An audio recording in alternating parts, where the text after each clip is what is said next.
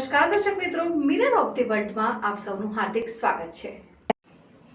શહેરના આજવા રોડ ખાતે દામજી રાવ સોસાયટીમાં સ્લેબ ધરાશય થતા 2 લોકો ઇજાગ્રસ્ત। છેલ્લા કેટલાય દિવસોથી ચોમાસાની ઋતુમાં શહેરમાં સ્લેબ અને દિવાલ ધરાશય થવાની ઘટના બનવા પામી છે। થોડા સમય પહેલા વાઘોડિયા રોડ ખાતે ગુરુકુળ નજીક ખાનગી શાળાનો સ્લેબ તૂટવાની ઘટના બની હતી। ત્યારબાદ જૂના મકાનોની દિવાલ ધરાશય થવા બન્યા છે।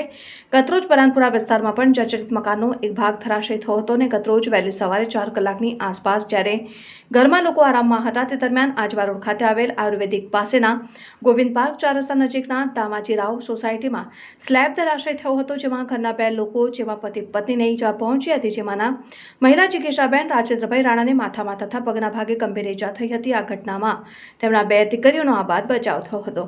ઘટનાને પગલે તાત્કાલિક ઇમરજન્સી 108 મારફતે ઈજાગ્રસ્તોને SH હોસ્પિટલમાં ખસેડવામાં આવ્યા હતા, જ્યાં તેઓને સારવાર આપવામાં આવી હતી। ઇજાગ્રસ્ત જિગીશાબેનના જણાવ્યા અનુસાર આ ઇમારત આશરે 40 વર્ષ જૂની છે અને થોડી જર્જરિત છે। સાથે જ આ મકાનમાં પ્રોપર્ટી અંગે પારિવારિક ખટપટ ચાલતી હોય તેનું રિનોવેશન થયું નથી અને ગતરોજ આ બનાવ વહેલી સવારે બન્યો હતો। હું આયુર્વેદિક ગોવિંદરાવ પાર્કમાં રહું છું। 4 રસ્તા ગોવિંદરાવ પાર્ક, દેના પાર્ક સોસાયટી A19। મારું નામ જિગીશા રાજેન્દ્ર રાણા છે। A19 દામાજીરાવ park. મારું નામ જિગીશા રાજેન્દ્ર કુમાર રાણા છે। અમારું પોતાની મિલકત છે, પણ થોડી મિલકતના પ્રોબ્લેમ ચાલે છે, એટલે 40 વર્ષ જૂની મિલકત છે। થોડી જર્જરી થઈ ગઈ છે, એના લીધે ઉપરથી સ્લેબો પડે છે।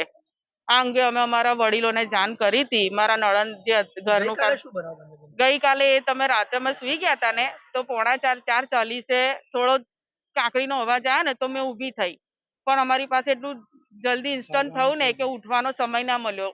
હું મારી છોકરીને કે મારા વરને ઉઠાડું ત્યાર પહેલા ઉપરથી સ્લેબ પડ્યો, અમારા પગ પર પડ્યો, અને બીજું થોડુંક બાકી હતું ને તો મેં બેઠી થઈ એટલે સીધું મારા માથા પર આવ્યું, એટલે મારું માથું થોડું ફાટી ગયું છે।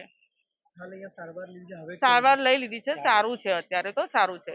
MRI કરાવી છે, બધું રિપોર્ટ સારા નોર્મલ છે, પણ CT સ્કેન કરાવ્યું છે, અને થોડો પગમાં માર વાગ્યો છે મને ને મારા હસબન્ડને। ના, બીજા કોઈ નહીં વાગ્યું। બંને દીકરીઓને સારું છે, બચી ગઈ છે બંને દીકરીઓ।